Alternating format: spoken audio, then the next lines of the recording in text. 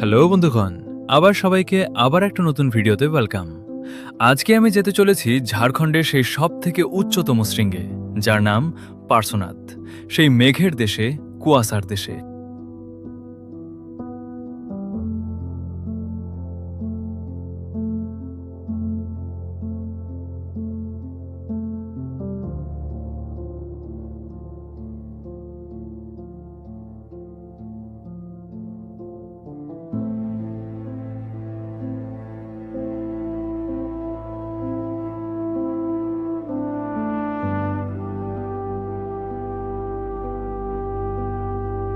বন্ধুগণ, সবাইকে very very good morning. এখানে টেম্পারেচার সবার আগে আপনাদেরকে দেখিয়ে দিই। এখনের যে টেম্পারেচার সর্বনিম্ন সেটা হচ্ছে 19 ডিগ্রি সেলসিয়াস, যেটা হচ্ছে এখানে পার্শ্বনাথের একদম পাহাড়ের উপরের টেম্পারেচার। এই স্টেশনের ওয়েদার কিন্তু বলছি না আমি এখন, মোটামুটি আজকে সারাদিন। প্রথম কাজ ছিল পাহাড়ের ট্রেকিং পয়েন্টে পৌঁছানো, যার নাম মধুবন। ভোর রাত থেকে এই স্টেশনের বাইরে প্রচুর পরিমাণে মারুতি এবং অটো গাড়ি পাওয়া যায় বিভিন্ন জায়গাতে যাওয়ার জন্য। স্টেশন থেকে মধুবন যেতে একজনের শেয়ারিং খরচ 70 টাকা বলেছিল গাড়ি চালক।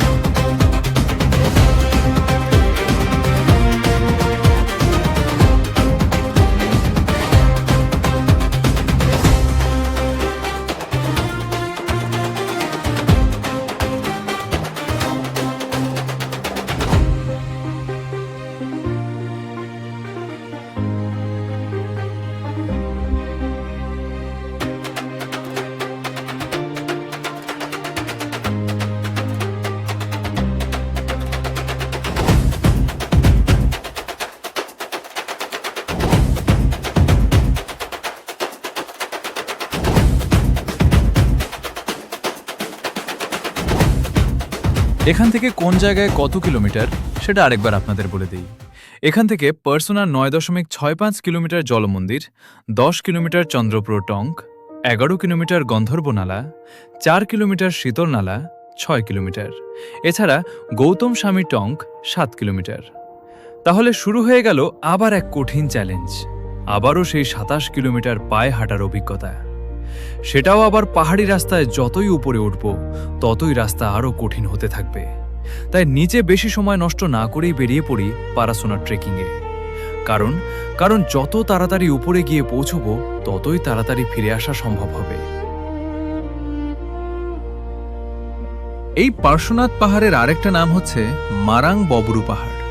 তার কারণটা আপনাদেরকে দেখিয়ে দিই। মাত্র আমরা 5 মিনিট পায়ে হেঁটে এসেছি, আর এই জায়গাতে বাম দিকে দেখতে পাবেন এখানে একটা মারাং বড় একটা মন্দির রয়েছে। এই মন্দিরটার নাম মারাং বুড়ু। এই মন্দিরটা হচ্ছে যে এখানকার আদিবাসী সম্প্রদায়ের, যারা এই পাহাড়ে বাস করেন যুগ যুগ ধরে।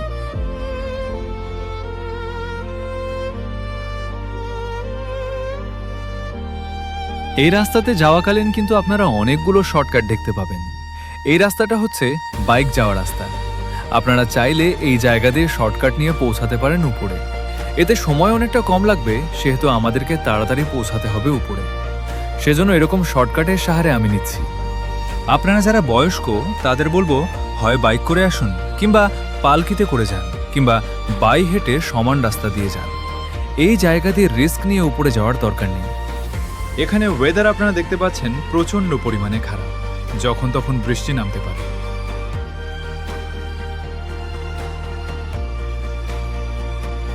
এখানে তো কাটা গাছ, এখানে আসার জন্য কিন্তু ভালো ট্রেকিং শুয়ার না হলে ভালো ক্রক সঙ্গে রাখবেন না, হলে ওঠার একটু চাপ আছে। সব পাথর তো স্কিড করার চান্সটা বেশি থাকে।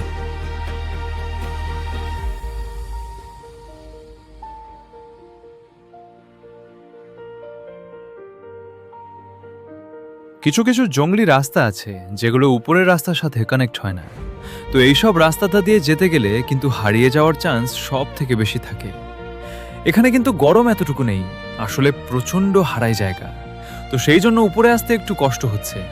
আর এখানে আশেপাশের পরিবেশ দেখতে দেখতে আপনারা ঠিক উপরে উঠে যাবেন। পাহাড়ে চড়াই করলে সব থেকে ভালো আস্তে আস্তে যান, ধীরে সুস্থে যান, বসে বসে যান, তাতে কষ্ট কম হবে।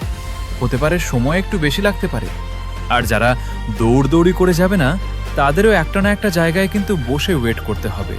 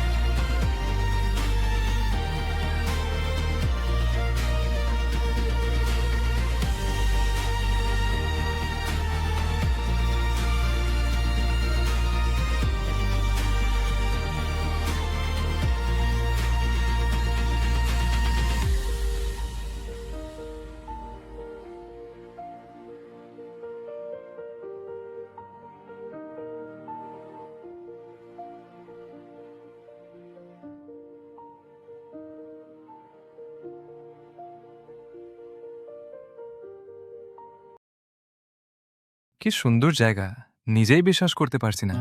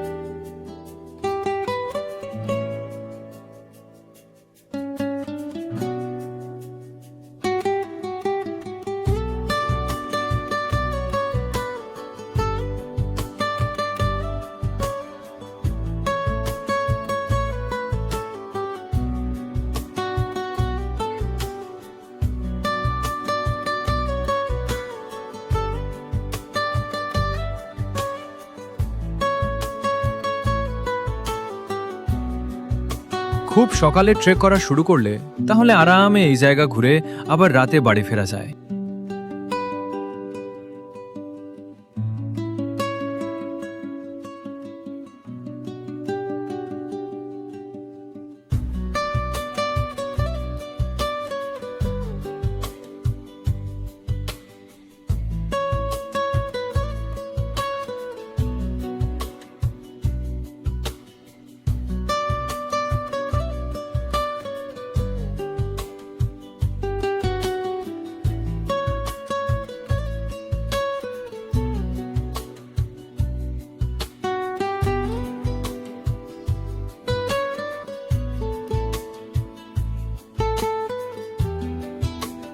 চারশো ফিট উচ্চতায় মেঘের গর্জন।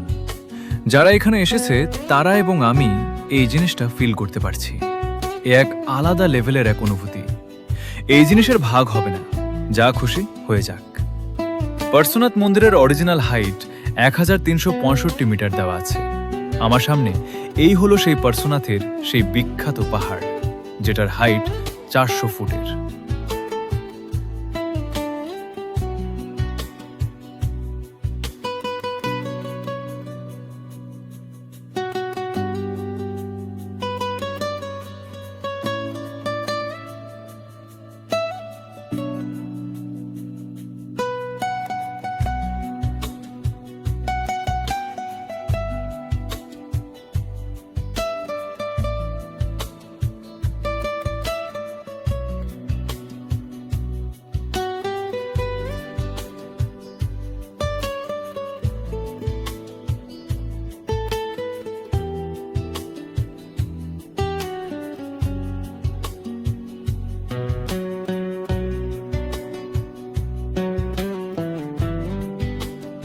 নিজেদের মতো করে ঘুরুন এবং পারশ্বনাথের এই মন্দির দর্শন করে আপনারা আপনাদের জার্নি শেষ করুন এবং নিচে আপনারা ফিরে যান। আমার গল্প এখানে শেষ করছি। আবার দেখা হবে নতুন কোনো ভিডিও। যদি ভালো লেগে থাকে চ্যানেলটি সাবস্ক্রাইব করবেন, লাইক দিন এবং পাশে থাকুন।